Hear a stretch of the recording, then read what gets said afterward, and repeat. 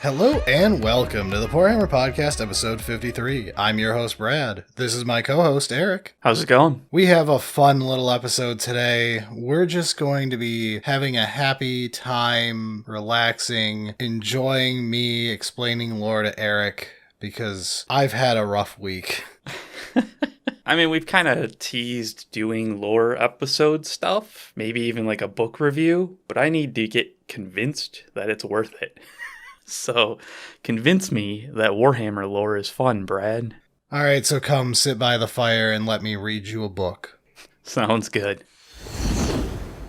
Alright, so today we are going to develop an appreciation for the modern additions to the 40k lore. So, Grimderp? Yay? No, I hate Grimderp, so we're going to throw the Eisenhorn books into the trash where they belong, and we're going to talk about a bunch of the more modern, great additions to lore that I think go underappreciated because they're newer. And most people who play 40k can't read anyway. I take offense, but you're not wrong. So, okay, I've got a drink with me, and you're going to explain and hype up some 40k. Where do you want to start? So welcome to this episode's ripoff of Adeptus Ridiculous. I'll be your host, worse than Bricky. Eric will be your co-host, worse than DK. Sounds about right. Alright, so to start things off, Eric obviously knows very little 40k lore other than, like, you read Infinite and Divine. I read Infinite and Divine, and I've started reading the Mechanicus one, where there's, like, a revolt. Oh, Day of Ascension. Yeah, that's the one. I haven't finished it yet. It's not a bad book. I mean, it's Adrian.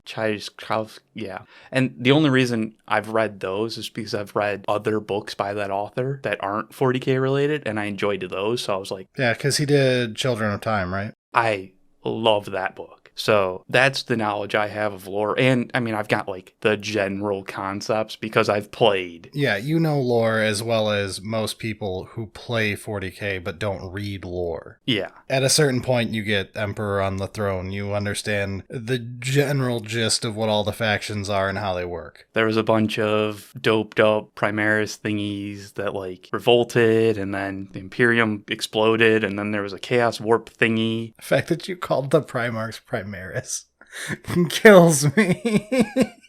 I mean, they're the same thing. I'm gonna over-explain a bit for people who enjoy lore stuff. This is going to hopefully help people like Eric. Are you trying to say that I didn't nail it absolutely perfectly? You got close. So, I do want to, like, keep this all positive. I've read a bunch of 40k books, and I don't have glowing reviews of all of them. See my review of Xenos. Okay. I have a bunch more I haven't read yet. Like, I'm still going to read the Fabulous Bill series. I'm about to read Gazgul. I'm about to dump this Perturabo Primarch book because I hate it so much, and I'm only halfway through, and it's short. I do want to keep this all positive. I also have Rite of Passage, which is about the Navigator houses. I have to read that one soon. Cool.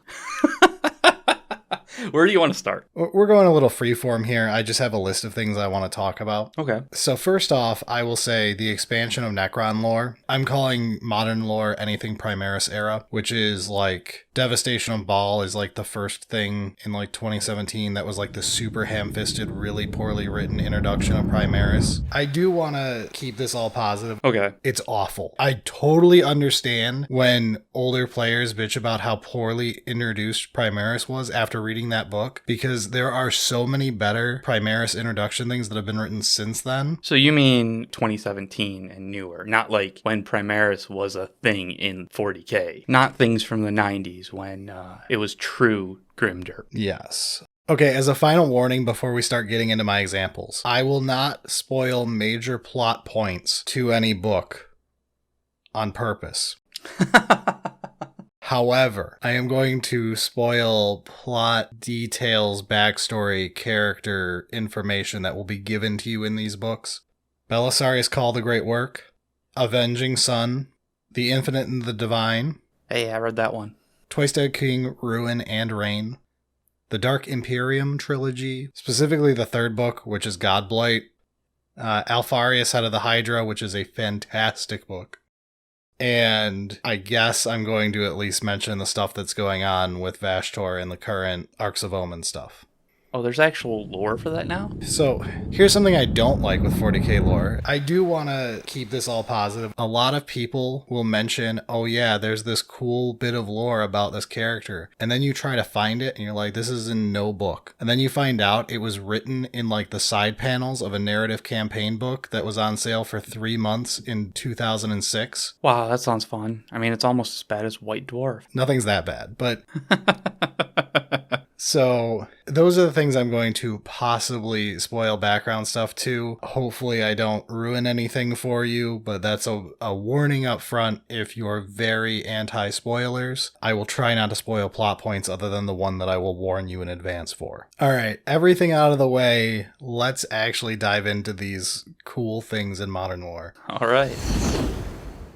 So the first thing for me is the expansion of Necron lore, specifically during 9th edition with the Infinite and the Divine coming out, being hands down the best way to start getting into 40k lore. I have not found a better book yet to start off with. And the long Twice Dead King book that got split into 2 books and extended further and has a little too much padding in it now. Positive. But it's really nice that like the Necrons are full-fledged, interesting as a faction. You really want to like learn more about their society. They're just very interesting protagonists compared to like 80% of the Imperium books I've read. I did like that book because I didn't feel like it was like actually changing the lore or anything. It was just like a history review kind of thing. Here's the long-term story because the Necrons live forever, so we don't have to worry about having new characters introduced. That gets into one of the things I liked with that, the addition of if you have an immortal race, the fact that they have trouble with progress and time, like it takes them 10,000 years to do something that would be doable in far less time if they didn't take everything way too slow because they don't have any incentive. Right. So I mean, like,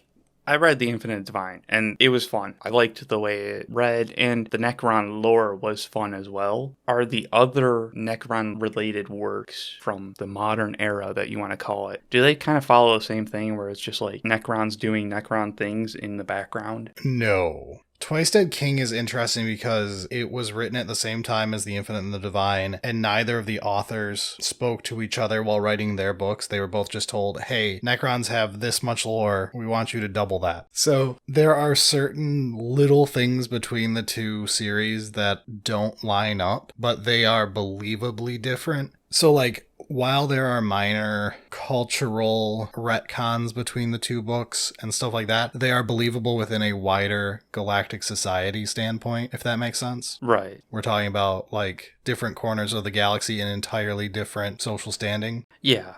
And I really like the Necrons as a faction lore-wise. People identify easily with humans, which is why humans always sell the best in fantasy and sci-fi things. It's why we know from Magic the Gathering, you don't make a Johnny the main character because you won't sell it to 80% of people. It's the whole reason that the majority of fan fiction is a self-insert. But like in that way, I like how the Necrons are a different angle of that, where the Necrons were not human, but they feel so human. It's a storyline you're like, yeah, humanity would totally go down this exact path.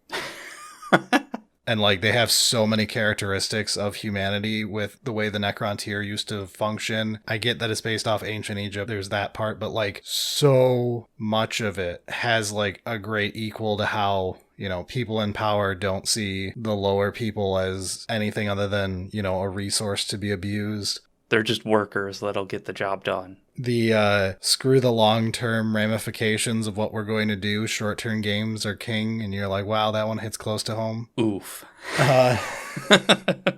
Capitalism says hello. So there's that part too, that like I really like that the Necrons like, and they just barely existed before that, and everything we have for the most part comes from this newer era. Yeah, I mean, at some point, if you successfully convince me that this is cool and I should actually read some of these books, I guess we can do a review on like how I enjoyed it, but we'll see. Currently in this season's patron poll, book club is safely in the lead, so we're probably going to be reading a book this year. Fuck. All right, what other than Necrons is fun modern lore? I've got two interconnected ones. The first one is I really enjoy the expansion of 40k into a background setting for different types of novels. What?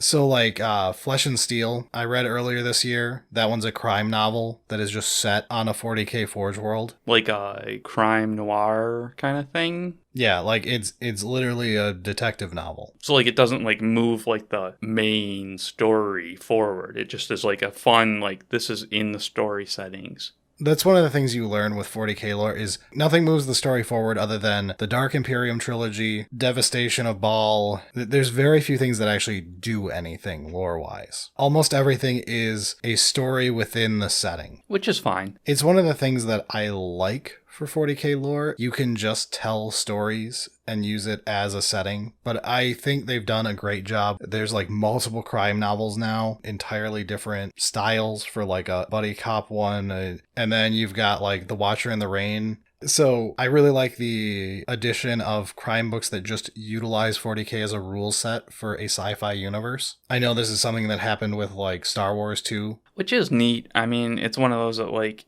if you're able to assume that the reader knows at least the general setting, you don't have to waste time on building that setting. That's how it gets really well utilized in Flesh and Steel.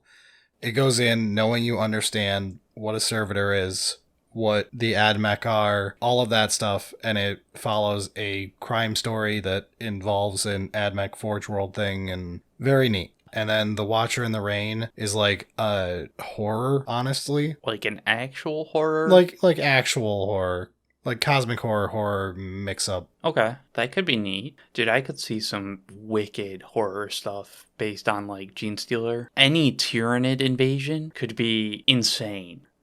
Genestealer's so overplayed for me, but yes. Obviously, you know Day of Ascension is a Genestealer book. It's the cover. But I feel like that does a really good job of doing the, like, a Genestealer uprising and Tyranids arriving thing. Yeah, but that's not really horror. Like, you could, like, push it to, like, let's make this really weird. But, like, my point is, like, half of 40k books, when they don't know what to do, is it's a Genestealer uprising. Oh, really? It's like half of all books that are Imperium based is the bad guy is either going to be they're summoning a demon or it's a Genestealer uprising. I mean, it makes sense. But I can see what you're saying of, like, that could be a bit boring. So that specific example is less interesting to me than going for some of the more chaos-oriented stuff that isn't the overplayed one of the big four gods versus spacemen. Give me a horror thing with Drukhari, like the Pinhead movies or whatever they're called. Hellraiser. Give me one of those with Drukhari. Now we're talking. Because Drukhari are a horrifying concept. I mean, even just, like, the Imperium itself, if you just, like, took a normal person that's just, like, a random, like, low-level bureaucrat kind of a person, what is your job actually doing? That is actually part of the Dark Imperium trilogy, actually. Oh, okay. And then I'd say my related thing to the expansion of 40k as a background setting is the expansion of 40k lore to audio plays. Not audio books, like radio play kind of thing? Yes, like a radio play that's only an hour long and has a cast and sound effects and you name it. Okay, I'm interested. There's a Deadly Wit and Death's Mercy, which are two Harlequin ones, and it's the same trio of Harlequins, and I really hope they do a third one with the drug-addled Psyker. Okay. Like a full cast kind of thing as well? Yeah, it's multiple people doing the voice acting and everything else. I really like those audio plays. The Watcher in the Rain is the same style as the horror one. You have me interested. I've listened to a few audio plays before, and they've always been very cool. Yeah, and they're short, so it's not like a hard commitment. Like, the first time I finally pushed the button and listened to a Deadly Wit, I was just painting and I couldn't decide on anything to play, so I was like, screw it, I'll turn this on. And then you were like, it's 3 o'clock in the morning, I should probably go to sleep. They're only an hour long. Okay. That's nice. Maybe I'll take a look at those. Maybe that's a good way for me to start. Yeah, they're just on Audible, so you can just grab them. So, for one final, less specific thing that I appreciate in modern 40k lore before I get into specific details, I really enjoy Alpharius, Head of the Hydra, in total. It is the best written Primarch book by far. I've only read about half of them, but I'll put it this way, I've read the ones that don't have terrible reviews. Before reading that book, I only really knew Alpharius and Alpha Legion as the meme, the like, I am Alpharius meme every person knows. Which I'm hoping you're going to say that it isn't as dumb as it memes. No, it takes the idea super seriously. You learn all about Alpharius and Omegon. You get proper lore fleshed out for why they exist, how they exist. Everything makes sense as to why there are 21 Primarchs instead of 20. How did Emperor not realize that he made an extra Primarch? I thought there was only 18. Yeah, exactly. I actually don't know what that means, but I'll say it because it's a meme and I know about it. There are only 18. Okay, I guess I'll have to explain this. No, it's fine. I'm okay with my ignorance. I enjoy it. This will help newer people. Primarchs 2 and 11, the 2nd and the 11th Legion, are erased from history because they managed to do some type of no-nos that got you erased from history. The only reason all the traitors from Horus Heresy aren't is because Emperor ended up catatonic, so he couldn't go rewriting history.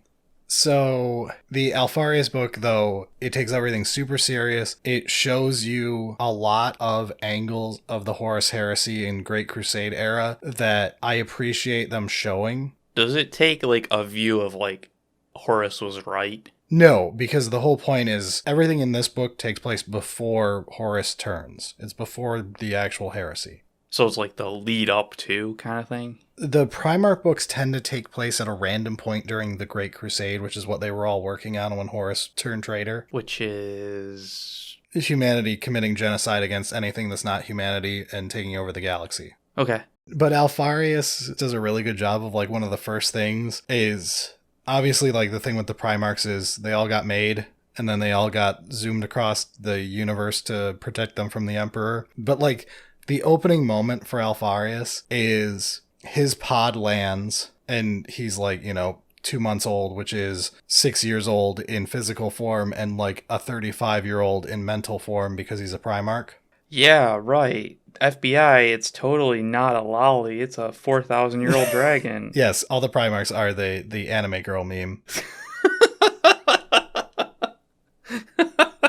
Okay. Every one of their books starts off like that, where it's like, he's 3 years old, he's 6'5", 400 pounds of pure beefcake, and can do calculus with his toe. So, like, every isekai, he's a baby, but he knows calculus. But Alpharius starts that way, and his pod opens up, and he finds, like, random dudes who are trying to overthrow an evil overlord that's trying to take over their planet. And then the Emperor, like, just fucking Superman's down, knocks everyone out and kills them with his fucking psychic awe powers. And then is like, yo, Alpharius, you're still here on Terra with me. That's weird. Y'all got yeeted into oblivion. Well, at least I keep one of you. And that's the great thing is, like, the first people you meet are like, there's this evil overlord creating some horrendous awful empire in the Himalayan mountains and is, like, trying to conquer the planet. And then it's the Emperor showing up and being like, yo, want to come back to the evil compound? No fucking shit, really? Yeah, so that's the beginning of Alpharius, and it's just the best book. Okay, that's funny. That's very on the nose, and I like it. So on to more specific introductions to 40k lore that I enjoy. I guess I'll start things off with, like, Arks of Omen and Vashtorr, because this is the one that could go south, I think. So Arks of Omen is the new narrative campaign thing / this edition's Psychic Awakening books. Yeah. What's Vashtorr? Vashtorr is a chaos god who is not one of the big four that is, like, more powerful than Be'lakor. Be'lakor is a demon prince who is trying to become a chaos god. Right.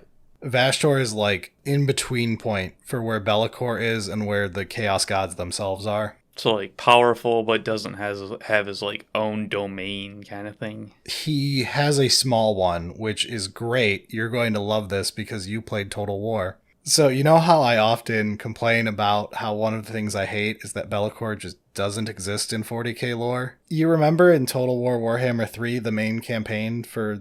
Yeah, Daniel and Kislev. You remember how it's you go to each of the 4 Chaos Gods' realms, you do all their stuff, and then you go fight Be'lakor at his domain, which is the Soul Forge or whatever it's called. And that's where all of the demon engines are made? Yep. Yeah. Okay, in 40k, that's Vashtorr. Be'lakor is in shambles.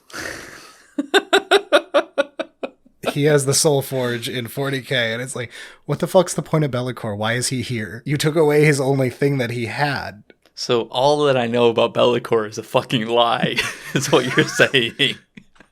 It's right in fantasy, but in 40k, they were like, we've got this sweet new chaos guy who's like the tech god. He's gonna be really cool as an addition for some like awesome new lore stuff. Cool. What can we give for his background in the warp? And they looked at Be'lakor on what little he has left and just erased his name, and they put Vashtorr. But I really like Vashtorr in the Arks of Omen campaign books, like the little bit of lore we have. But I don't want him to become like Be'lakor, or Silent King, where in 6 years I'm like, he has no lore. It's like a random reference and there's nothing else. Please continue making Vashtorr important. But I really like where this is currently with like the current campaign books, but again, campaign books are BS and won't matter ever. They're not like actually like progressing the real story. They're just like, if any real lore happens, a book will be made for that part, and then people will always point out, oh, you complain there's no lore for him, he's in this event. You're like, I read that book, he's not in that event. No, in the campaign book that came out 3 years before the real book was made, he's in a paragraph in there. It's like, oh, fuck you. This one random picture in this random ass book of White Dwarf's magazine. You can't read it anymore. It's been out of print for a decade, and there was only like 10 of them made because of the magazine in 2023. Sorry, what were we talking about again?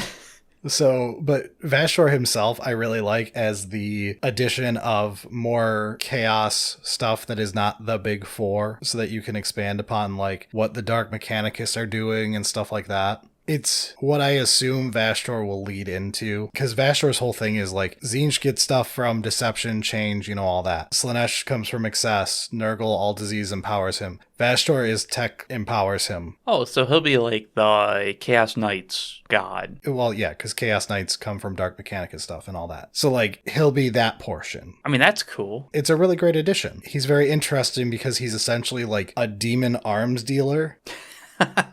He's like, yo, I can get you some badass planet killer ships. You want them? It'll only cost you your soul. And then you gotta like weasel into a contract where you don't end up losing. And he's just like, I'll sell it to anybody. I'll sell it to the guy next to you if he says it first, so hurry up. That sounds fun. That's an interesting like topic to me. So I would be interested in that being a proper novel. All right, to move on from that, though, let's get into what I consider to be the only major spoiler here. Belisarius Cawl. I sleep. Let's talk about orcs. All right, Eric, you can lead us on all the orc books you've read this year.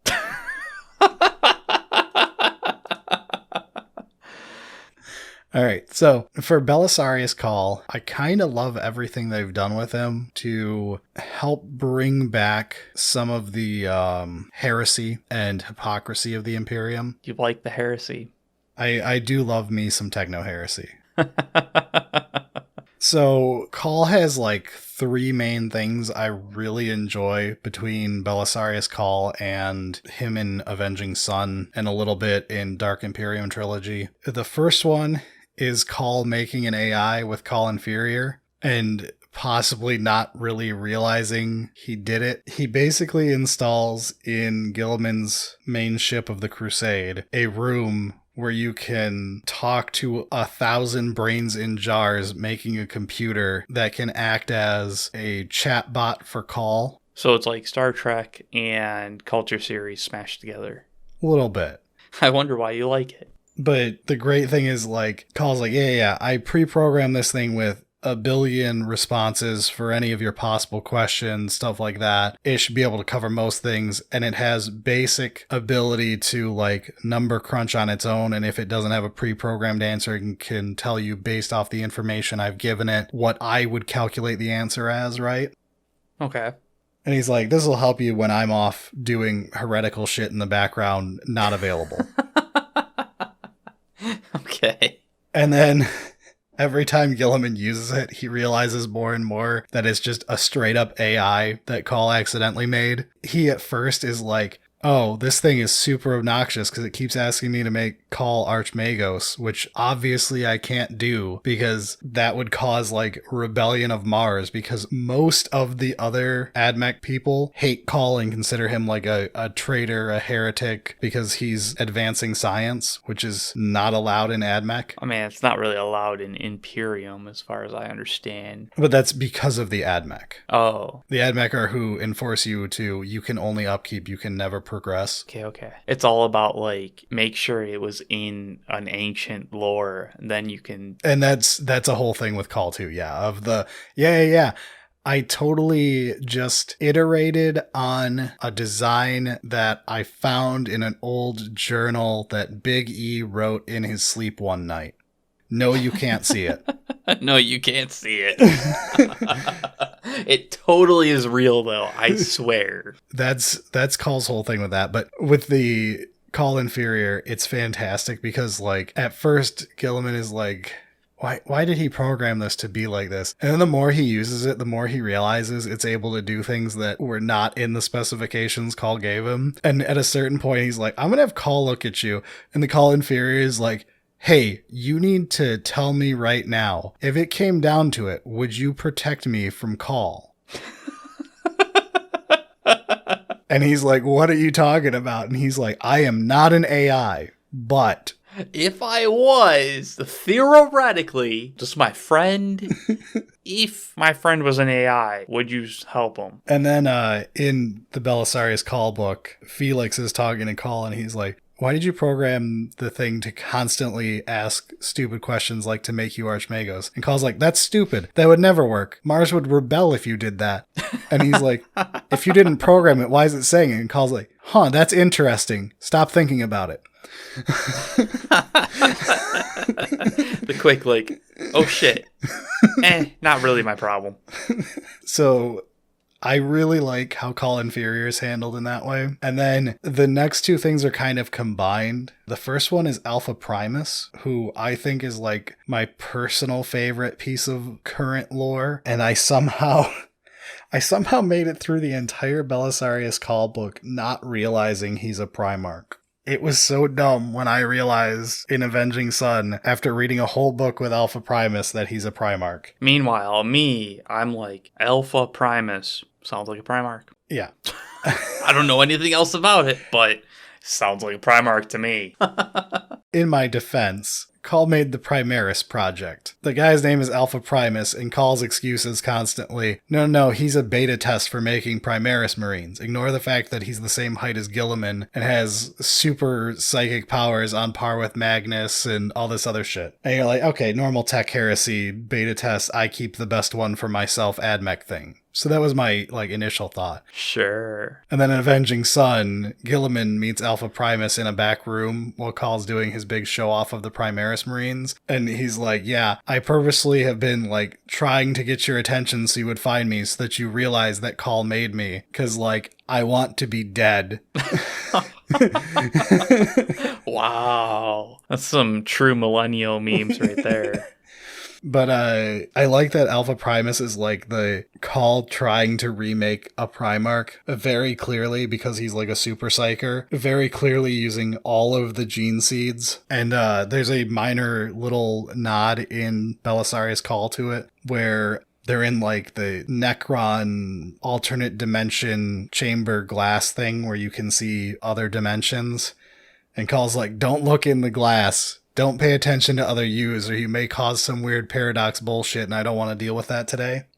And And Alpha Primus looks through the shards into the other dimension and sees an identical Cawl and 20 of himself. Ah, nice. And it's like a great nod to like, yeah, he's literally all 20 Primarchs mashed together. And that flows into the whole, like, he clearly believes he is a failed experiment. He hates existing and, like, doesn't like that Cawl made him in the first place because he knows he wasn't supposed to be made. It was not in the specs of what Cawl was supposed to do with the Primaris project. I don't know, man. It sounds like he would be a great candidate for the throne. So it's pretty clear that, like, Cawl is trying to do more than he was supposed to do with his original instructions he got back during Horus Heresy. You know, remake the Marines, but do it better this time. And he constantly keeps getting grilled by Guilliman, who's like, you only used the loyalist gene seeds, right? Out of the 20 gene seeds that were in that container. Obviously, the crazy scientist only used the good ones. And Call's like, absolutely. Whatever you say, Robert, we're not going to look at all of these Primaris Marines I've made. Ignore all the identical bald guys over there who all look like your brother Alpharius. This will go wrong. Not at all. So to cap this off, Cawl created the Sons of the Phoenix, who are really good at singing war hymns and stuff, and end up being so popular they end up with groupies following them, and have a whole music motif. They're definitely not Emperor Children Noise Marines. I was just going to say, sounds a lot like a Noise Marine. And especially with the names Sons of the Phoenix, Fulgrim the Phoenix. I don't know much about the lore, but I think Noise Marines are super fucking cool. So, like, that's immediately where I went. I was like, Noise Marines, let's go. Let's get a new kit of that. Also, their colors are the Emperor's Children color set, which is fantastic. Nice. I love that one. And then there's the Covenant of Fire, which is written as a Salamanders chapter. And they have a burning book on their shoulder. And everything about them is how much they really love chaplains and how the Salamanders sent chaplains to them. And they were like, we want more chaplains. Chaplains are the best. And they're definitely not word bearers. But like, these chapters have not betrayed or anything yet, like these Primaris gene seeds, which gets into like Call's point of like, when he's arguing with Guilliman, he's like, we should use the Traitor gene seeds. There is a reason the Emperor used 20 Primarchs. It was part of a plan. We need all of the gene seeds, including the 2 that got fetus deletist. And Guilliman, of course, is on the keep it safe. We just showed up. Stop rocking the damn boat, you idiot. Well, yeah. I mean, things are a bit crazy at the moment. Let's not introduce more problems. And Call's like, got it. Totally understood. Absolutely. Wink, wink. And Guilliman's like, I didn't wink. And he's like, absolutely. Wink, wink. There's no winking happening, right? Yes, wink. Yeah, definitely wink. We're on the same page, boss. That's kind of my favorite part of like current modern lore is the idea that we have entire Primaris chapters showing up that are just traitor seed being brought back into the Imperium. And I also enjoy the like possible interesting storyline you can have if you have a character who is very ethically driven. Like you get someone like Dante, right? He's a really well-written character through Dante and through Devastation of Baal. My mixed opinions on that book aside, Dante is a likable character who's pretty well-written in these. And you see his problems he has of like the ethics of the Blood Angels in general and the fact that they're all fucking vampires. And then you've got the Flesh Terrors and they're not even the worst thing you have as a successor chapter. And it would be interesting to see like a future book where you have Dante finds out one of the new Primaris successor chapters that got put under the Blood Angel banner has like, you know, Night Lord gene seed. And it's like, do we tell people and possibly cause rebellion stuff, or do we just hide it and deal with the consequences? Like, is Night Lords any worse than just having another Flesh Terrors?